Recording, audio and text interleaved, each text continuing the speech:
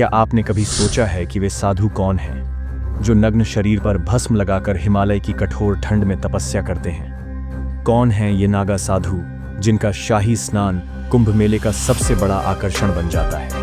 और उनकी साधना में ऐसा क्या है जो आज भी रहस्य और रोमांच से भरा है? आइए आज हम इन रहस्यों की परतें खोलते हैं। लेकिन इन रहस्यमयी साधुओं और उनकी साधना को समझने के लिए पहले हमें जानना होगा उस पवित्र मंच के बारे में जहां यह सब होता है, कुंभ मेला। कुंभ मेले की कहानी पुराणों से शुरू होती है, जब देवता और असुरों ने समुद्र मंथन किया था।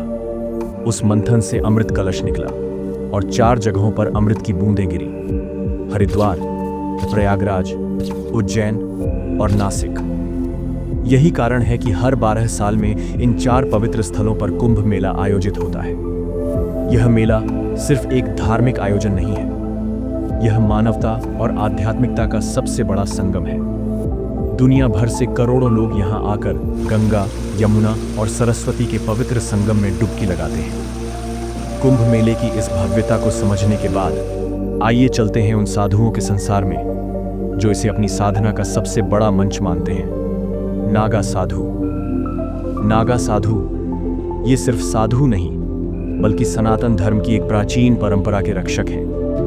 इन्हें नागा कहा जाता है क्योंकि ये हर सांसारिक मोह से मुक्त होकर आकाशीय वेश धारण करते हैं। नग्न शरीर, भस्म से ढका हुआ, नागा साधु बनने का रास्ता कठिन है। सालों तक कठिन तपस्या के बाद इन्हें यह दर्जा मिलता है। वे शिव को अपना आदर्श मानते हैं और उनके जैसे निर्लिप्त जीवन जीते हैं। कुंभ मेले में उनका सबसे बड़ा आकर्षण है शाही स्नान, जहां वे शाही अंदाज में गंगा में डुबकी लगाकर आध्यात्मिक शुद्धि प्राप्त करते हैं। यह नजारा किसी राजसी जुलूस से कम नहीं।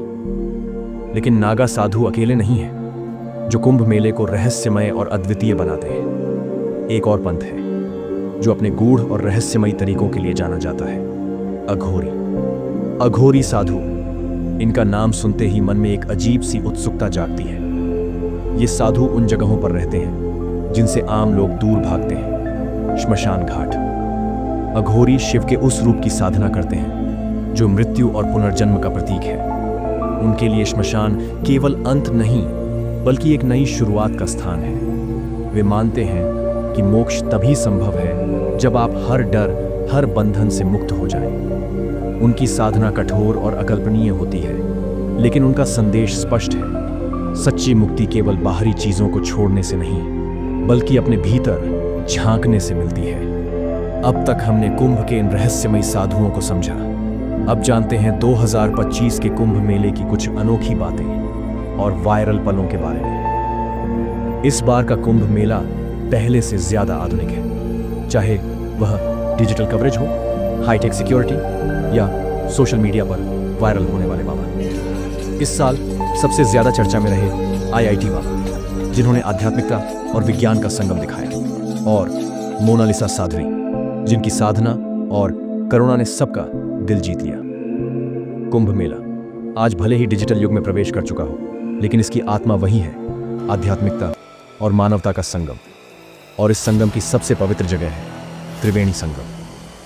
त्रिवेणी संगम, जहां गंगा, यमुना और अदृश्य सरस्वती का संगम होता है। यह जगह सिर्फ एक नदी का मिलन नहीं बल्कि धर्म, विज्ञान और अध्यात्म का केंद्र है।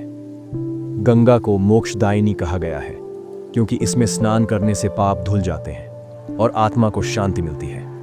मान्यता है कि यहाँ की डुबकी जीवन के हर बंधन से मुक्त कर देती है।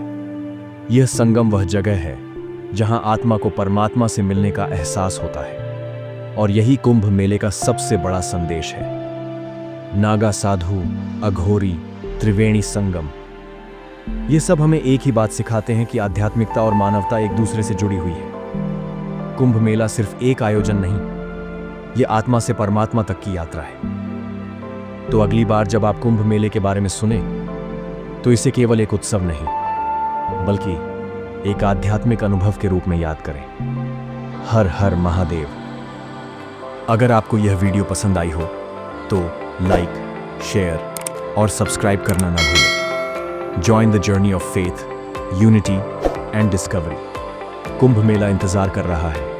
देखते रहिए, और हमें फॉलो कीजिए।